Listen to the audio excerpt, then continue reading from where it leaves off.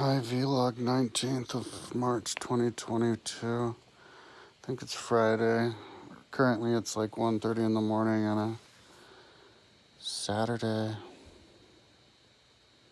Time flies.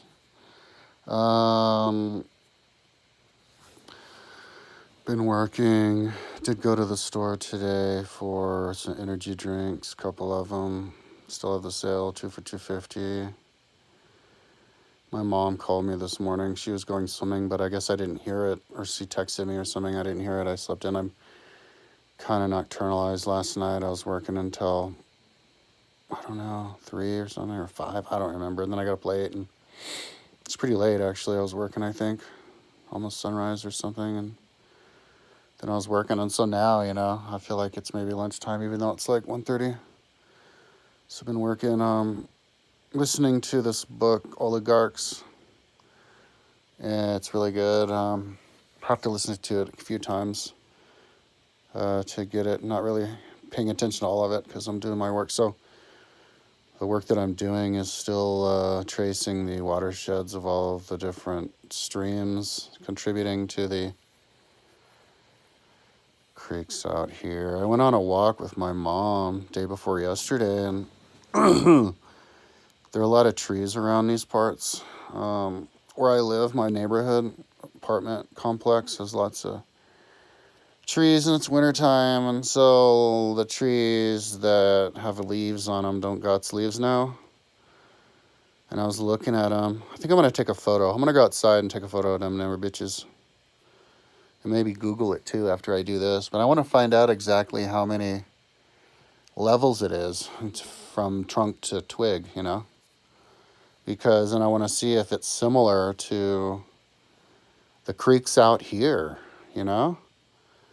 Maybe the trees, it's the same number of levels as it usually is, And if it is for here, well, that's freaking cool. And then you could look at a tree and then you could see like the equivalence of like length. You could guess the length of the tree trunk in terms of creek miles based on how long a normal gulch is. Where the smallest gulch where there's a tree, based on the lines that I saw the people do.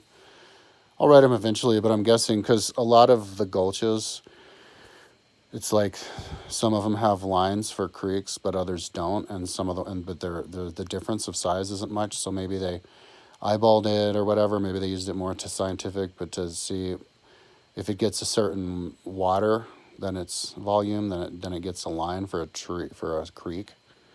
But whatever, the creeks here are the gulch length.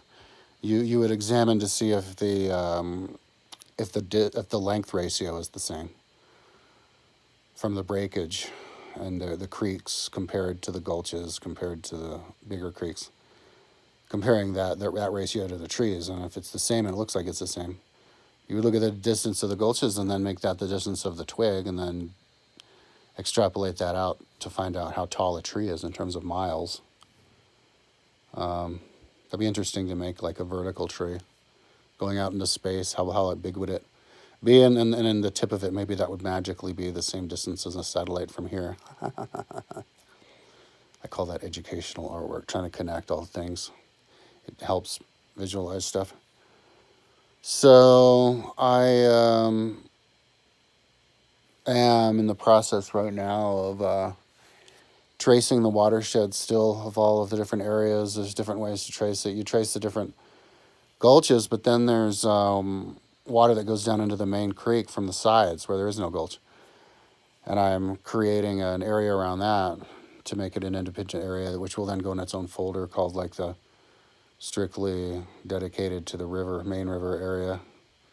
Maybe even have a different color, I think. And so I'm, just tracing, not thinking about anything, not thinking about how long it'll take. Because this is a really big project, like if I'm going to be honest, it'll probably be another 2 months before I'm done with Google Earthing it and then building it on the website with the lakes and creeks. So, but I think it's worth it. It'll take it to the whole new level, and it will be able to showcase my organizational skills with my special rainbow crystal design on my website. Gulches within streams, within creeks, within bigger creeks. Stacked with my colors within colors and within the fonts within fonts. And if I can make it make sense with my website, then all of the other things that I have will be easier to understand if you look at my site. Because everything is organized that way. Books from different inside of countries, or the timeline, things happening inside of reigns, inside of countries, and that kind of stuff. So, yeah, just not paying attention to the time. I was trying to pay attention to the book as much as I can. I'm smoking a lot of weed. That's like the main technique is to smoke a shitload of weed, so you don't even care. But I was listening to stuff about the Ukrainian war, but then, yeah, trying to get back and then listen to music after I get really high. And then get back and listen to that book, which is freaking interesting. I totally recommend. You need to get it, because Russia is a crazy-ass country, man. That's like a total different world. It's like a parallel universe of, like, what could happen. It's like the movie 1984 from George Orwell. And, Russians themselves are, like, brainwashed crazy. And just to study how all that happened it's good to understand, to compare it to how you can improve your own country. Because we have the same problems, just not as pronounced. And especially because what they're doing now is just beyond belief. So,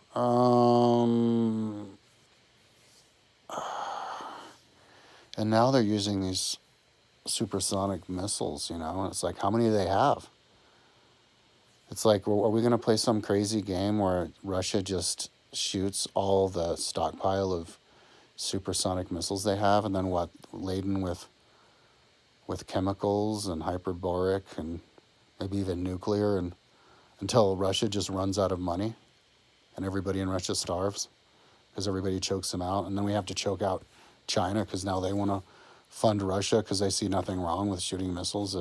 It's like crazy. Like, so now it becomes a war of attrition, like who can run out of resources first, and all these like foreign fighters running into Ukraine to join. It's like, whew.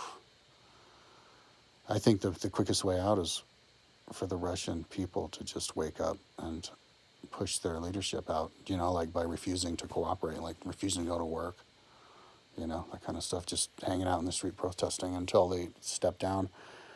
That's how all of these revolutions happen. That's how the Ceausescu revolution happened. All the people just at once decided they had enough when he was speeching. Why didn't they do that with Putin the other day in the stadium? Anyway, it's because they're idiots.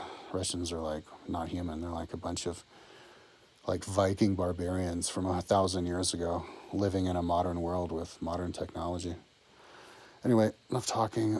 Tomorrow, who gives a shit where I am, because what I'm doing is like beyond the capabilities of anybody else in the world other than me. And even for me, like I probably required all the years up until now to even be able to do this. Because if I'd have even looked at this, I would have thought about it, but I've been like, no, thank you. Don't have the time for that. But now I'm like, let's do it. So 2 more months. That's my prediction. What are we, halfway through March? So halfway through April, May. So halfway through May or beginning of June is when I'll get done. If I'm even doing it, I might bounce. But if I'm still doing it, I'll be doing it then.